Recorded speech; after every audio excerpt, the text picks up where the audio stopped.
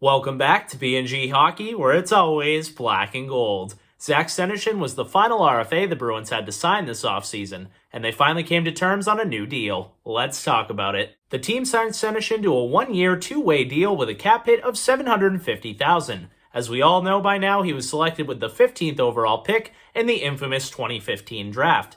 Now, he never became Matt Barzal, but it doesn't mean he can't be an everyday player at the NHL level. I want to go ahead and take a look at his stats, talk about some of the injury problems he had, and where I see him playing this year for the Boston Bruins organization.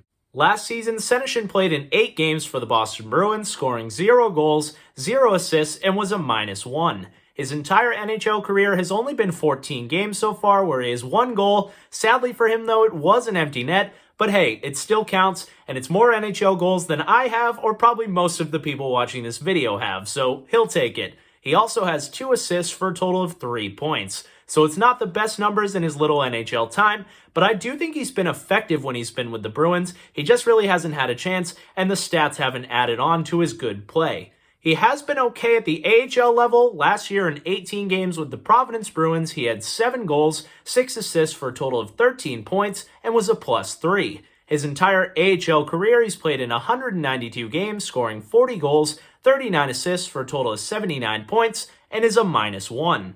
Every year seems like it's now or never for Zach Senyshyn, and we're all desperately waiting for something from him so that it's not a total waste of a pick. Now, he does still have some sort of chance to make the team this season, but the Bruins have completely revamped their bottom 6 with some legit NHL talent, and they have some younger prospects, even younger than Zach Senyshyn, who seem like they're ready to make the jump. I would much rather see the Bruins give chances to guys like Frederic, Studnicka, even Lauko at this point. But I am glad that Senyshyn is back because, as I said, I don't think he looked completely out of place at the NHL level. The stats just weren't there, and then he went down with an injury. I always hate to see players lose their spot because they got injured, but when you're a fringe NHL guy like Senyshyn is, and you get hurt, you get replaced pretty easily. So Senyshyn will be fighting for a spot at camp. He still has that NHL level size. He's very underrated in the amount of speed he has. I could see him being a bottom 6 guy at some point in the NHL. I just don't know if it'll ever be with the Boston Bruins,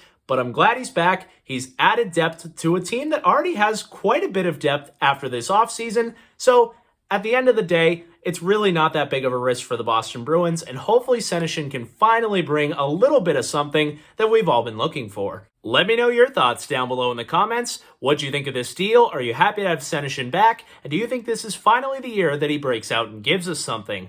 Feel free to let me know your thoughts on the Bruins offseason as a whole. This was kind of the last thing Don Sweeney had on his agenda. Yes, there's still the Tuukka Rask situation, but that likely doesn't get figured out until he's fully recovered and him and the team talk.